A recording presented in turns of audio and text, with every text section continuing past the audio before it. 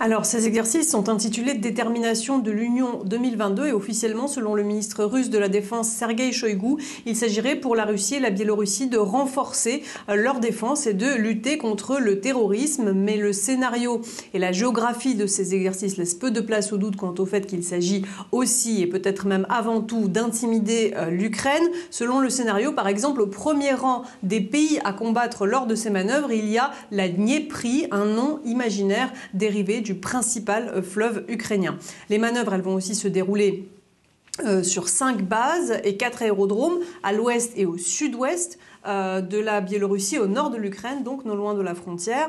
Le calendrier donne aussi à penser que les deux pays alliés veulent étaler et tester leur force de frappe, alors même où la Russie est engagée dans un bras de fer sans précédent depuis la guerre froide avec l'OTAN.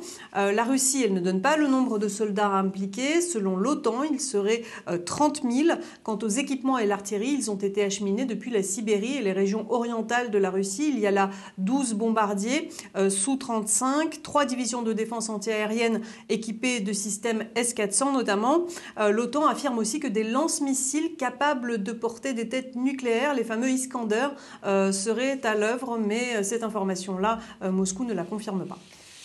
Bonjour Elena, est-ce que ces manœuvres pourraient servir à attaquer l'Ukraine depuis le territoire biélorusse? Est-ce que certains redoutent? Est-ce que ce scénario est réaliste?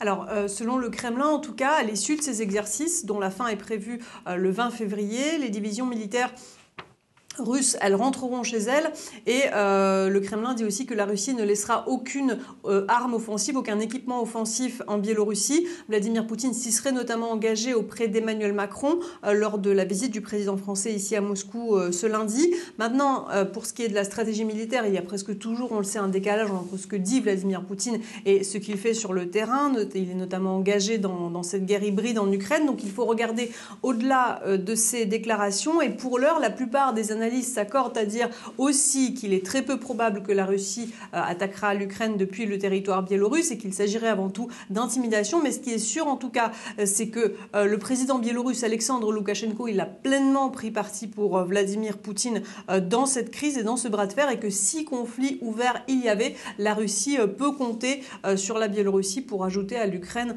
un front militaire sur son flanc nord. Elena Voloshin depuis Moscou en Russie, merci beaucoup. Elena.